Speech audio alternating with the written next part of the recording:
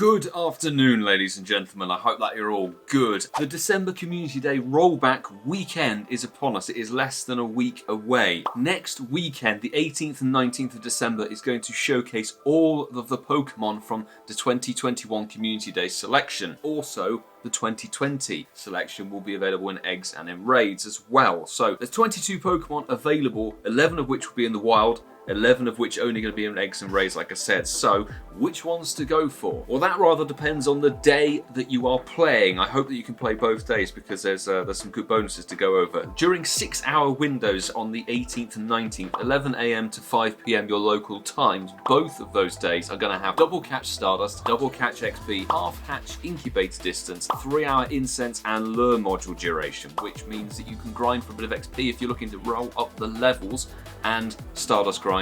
Everyone needs Stardust. Ahead of that community weekend on December the 16th, Niantic are also going to increase the storage and the item bag by another 500, so it'll be up to 5,500 Pokemon storage and 4,500 item bag space, which is pretty solid. Just a proviso for this video, I am going to be looking at the meta raid attacker Pokemon, the Pokemon that are useful in the raid system and the gym system. I am not really going to be focusing on PvP selections because two things, I don't like PvP and I really don't know anything about it either.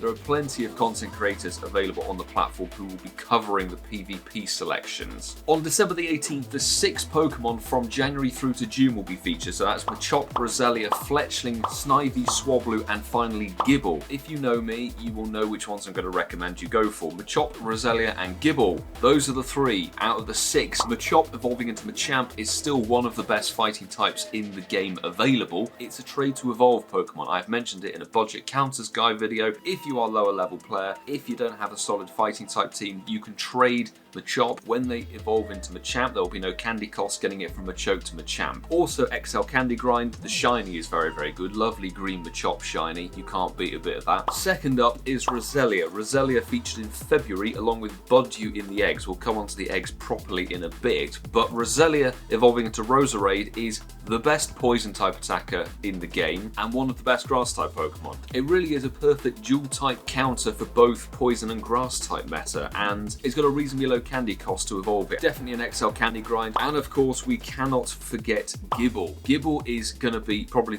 it's the best Community Day Pokemon we've had in 2 years. Definitely go for Gible if you didn't manage to get them on the Comm Day in June. Garchomp is one of the best dragon type Pokemon available in the game, plus it's one of the best ground types in the game as well, so perfect dual typing there.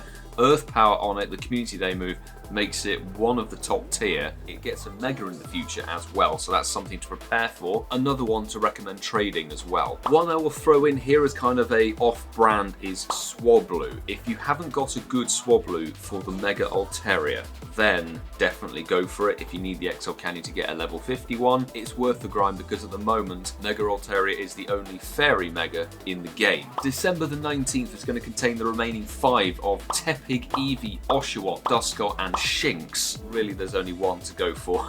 Eevee is the best out of those 5 Pokemon to choose, okay? Eevee has 8 different evolutions to choose from, covering various different typings, and some of them are incredibly useful in both raids and in various PvP metas. So Eevee is 100% a grind because you need so much XL. You need about 2,500 XL candy to max all 8 of the evolutions to level 50. It's worth noting that each of the evolutions in Pokemon GO is an extremely budget counter for any of the typings they have. I would have said go for Shinx, but we've currently got Zekrom in raids, and that is a vastly better electric type attacker than Shinx and Luxray. I hope you got your Zekrom raids in. Let's now talk about the 2020 Pokemon. What Niantic do is they make the previous year's Community Day Pokemon available in eggs and raids for you to get, and you can also get their previous Community Day moves. So we had Piplup, Rhyhorn, Abra, Seedot, Weedle, Ghastly, Porygon, Charmander, and then we had Magmar and Electabuzz. Honestly, there's really only one to go for, which is why I'm actually going to say the 2-kilometer eggs, don't bother hatching them. Honestly, it's going to be one of the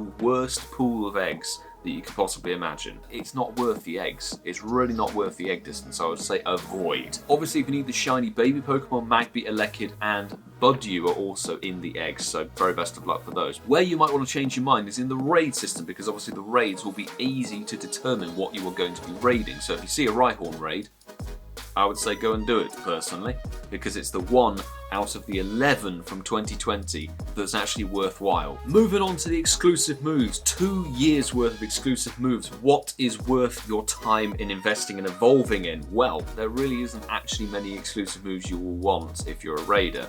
First up is Charizard. You want Dragon Breath. If you don't have a Mega Charizard X ready Charizard, you need the full Dragon type moveset on it to make it kind of Dragon effective. If you get 100% Charmander ready, that's a good one to go for. Roserade's fast move of Bullet Seed is a pretty solid move to get. Much better use in the Ray system than Razor Leaf. Razor Leaf is very slow. An absolute must is Garchomp with Earth Power on Garchomp makes it one of the top tier, one of the top ground type attackers available in the game. I would also say second move it so you can get Outrage on there as well. You want to be able to have Earth Power and Outrage on your Garchomp army. Rhyperia learning Rock Wrecker from the 2020 Community Day selection. You must evolve to get this move. It is an overpowered move. It's as good as Meteor Mash on Metagross.